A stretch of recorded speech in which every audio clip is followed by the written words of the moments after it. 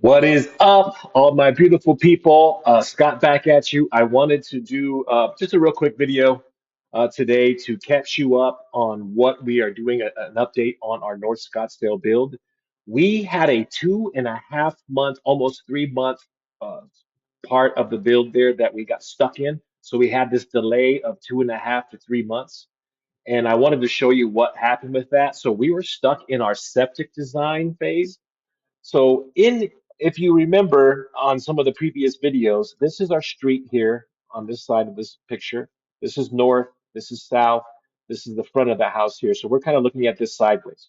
And I know I've talked to you guys before about this Great Wall of Scottsdale that we're building here in order to get the pad for the house that we could build on it. And we were stuck in septic design because we were trying to fit the septic tank and the leach fields in this area inside the wall, right? So we were trying to keep it in here and we were just struggling, going back and forth with them, and we weren't able to figure it out for a while. So going back and forth with septic and design, and we were struggling trying to figure out different ways of doing it, drilling for different pits, seat pits, and all kinds of stuff. So here's what happened. So just not too long ago, I was out touring some of the lots out there in North Scottsdale with a friend, investor and builder himself named Jesus. And we were walking our lot and we were talking and looking at this. And so he started pointing out, how big our lot is and the fact that we are only using a little small area.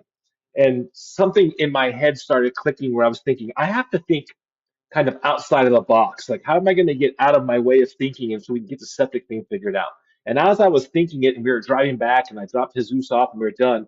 I came back here to my desk, and I thought, outside the box, outside the box. I said, what about outside the wall?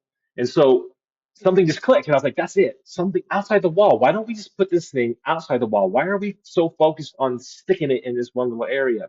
So I reached out to Septic and Septic Design, talked to them about that idea. They said, yeah, that'll probably work. So that same day they went to work, they got back to me same day before the end of the day and said, yes, this plan should work. This looks really good.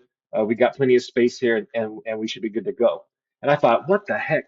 2.5 to 3 months of back and forth, and it took literally one day to figure it out.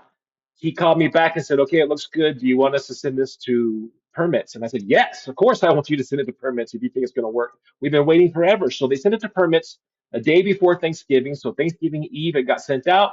The next following Monday, and I think it was Tuesday, Maricopa County got back to us, the county, and said, you're good to go. Your septic's approved, and we got our septic permit. So this was one of those things that we were stuck on for 2.5, 3 months, and the solution was simple. Sometimes you just have to take a step back, pause a little bit, think outside the box, and come up with a solution. And for God's sake, never, ever, ever give up or quit. Keep rocking, keep going. There's always a way to make it work.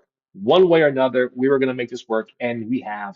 And now we are off to final architecture, and then we're going to go on to construction permits and finish our construction loan, and we'll start building this guy here in 2026. So it's exciting. I just wanted to share the update with you guys, and I'll be back with more updates soon. You guys keep rocking.